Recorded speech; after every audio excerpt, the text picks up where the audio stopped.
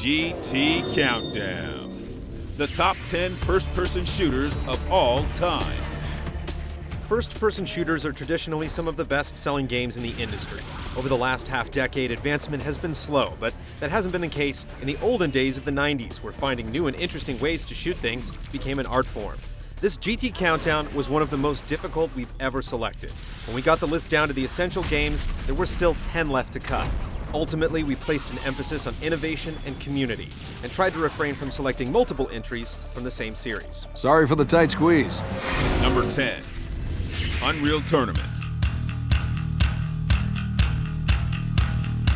The golden age of arena deathmatch saw Quake 3 and Unreal Tournament clashing like titans. And while there's something to be said for the purity and simplicity of Quake, in our minds, Unreal Tournament was the bleeding edge. In addition to racking up kills in deathmatch with an extreme and gratifying announcer, UT featured inventive and inspired level design that had teams of players clashing to raid an underwater base or assault a moving train. Creative weapons with secondary fire modes enable deadly combos and split-second reactions. For this now nearly extinct brand of gameplay, Unreal Tournament was a king of kings. Number 9. Doom. The Wizards of id broke the mold when they put Space Marines up against zombies and demons from hell. It might have been 2.5D, but at the time, it rocked every dimension with its laundry list of awesome features, like its labyrinth-style levels, satisfying shotguns, cyber demons, nascent multiplayer, and yes, even exploding barrels. Doom cemented the FPS as an industry staple, as every early 90s PC gaming magazine spouted about the latest Doom clone for pages and ages. We've often wondered if those magazines still existed, if they would still call today's shooters by that moniker. Nearly 2 decades later, Doom remains perfectly playable, with the free-flowing levels built by pen-and-paper dungeoneers aging with grace, and mighty MIDI ballads that go so well with usurping the very barons of hell. Number 8. Team Fortress 2.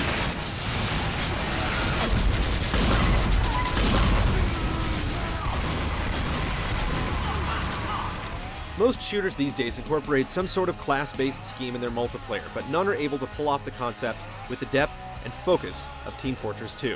Sure, the 9 unruly mercenaries that make up the red and blue teams have their origins in the original Team Fortress, but it wasn't until Valve dropped the sequel in 2007 that they truly earned their stripes. Since its release, the game doubled down on the class system as it introduced an advancement system that allowed players to further fine-tune their preferences within individual classes as they earned a vast multitude of weapons. As a side effect, this has allowed Valve to crack open the quantity and variety of player-created content, which certainly contributed to its unflagging popularity and plenty of microtransactions. Is it the best free-to-play game ever? Maybe. But without a doubt, Team Fortress 2 is one of our favorite shooters ever. One shudders to imagine what inhuman thoughts lie behind that mask. Number 7. Battlefield 2. Long before Call of Duty decided to leave World War II in its rearview mirror, EA's Battlefield franchise ditched the M1 Garand for an M16 and never looked back. But Battlefield 2 was about much more than a time period, featuring a vastly refined team-based structure that allowed for squad spawning and chain-of-command communication that ran all the way up to a commander. It represented a groundbreaking moment in team-based play. It also included permanent characters that would rank up to unlock new weapons, and while it was the third game in the series, it polished all prior mechanics to a fine sheen. There are still tens of thousands of people playing Battlefield 2 to this day. Enemy helicopter spotted. Number 6. Star Siege Tribes.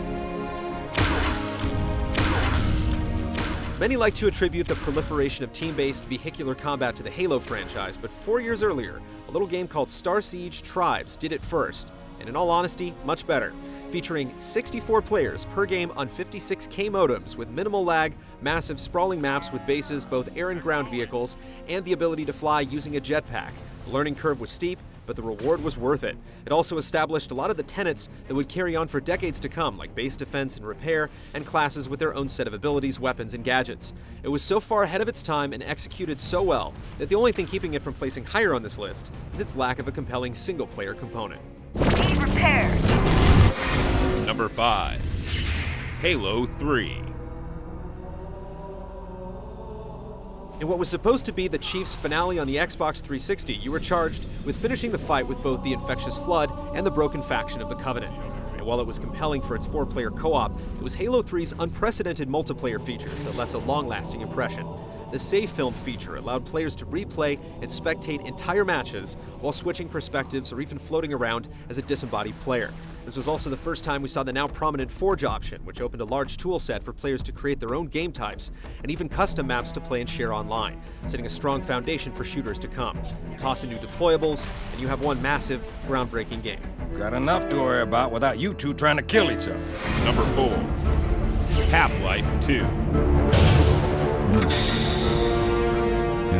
Leading the way for scripted action scenes that have become so common in games today, Half-Life 2 drew you forward through its story without hindering your sense of discovery.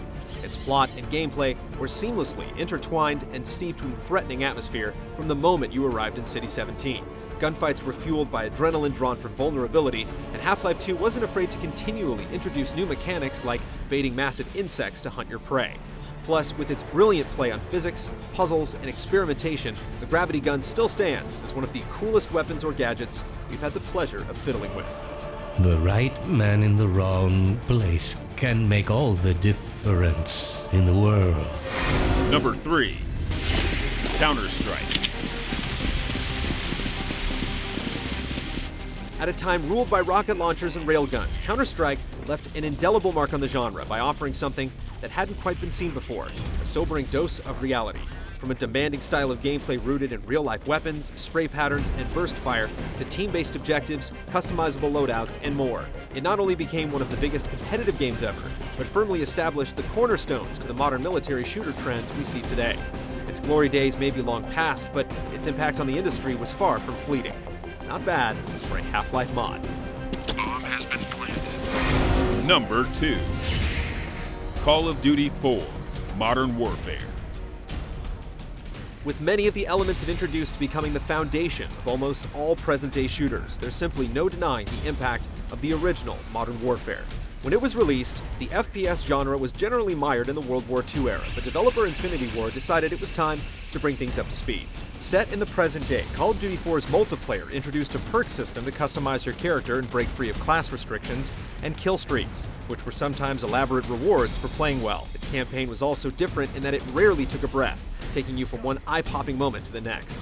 Now dubbed set-piece moments, just about every genre eventually followed its lead. Groundbreaking and scarily addicting, the modern shooters owe a lot to Call of Duty 4. I guess I owe you one. Number 1. GoldenEye 007. It didn't have online, spoken dialogue, dual analog, or mouse controls, and it was based on a movie. Normally things like this doomed games in the past, but GoldenEye did something that no other shooter can claim. It turned an entire planet onto the charms of the FPS.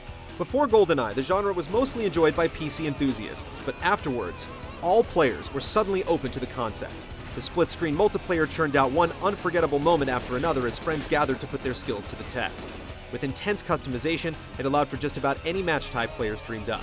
But it did so much more than this. It had ingenious cheats that propelled players to perfect their play, a compelling campaign that absolutely nailed the Bond mythos, tight gameplay that left no excuses for a loss, and for the time, some amazing 3D visuals. We could write about our love for GoldenEye 007 for pages, but suffice it to say, it was a unanimous choice for our pick as the best first-person shooter of all time.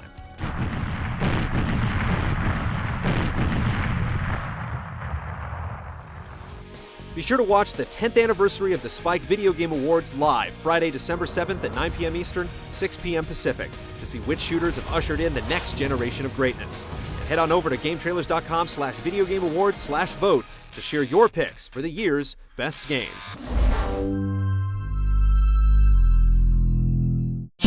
See this and other GT shows and game reviews on the GT Originals iOS app, available now on the App Store.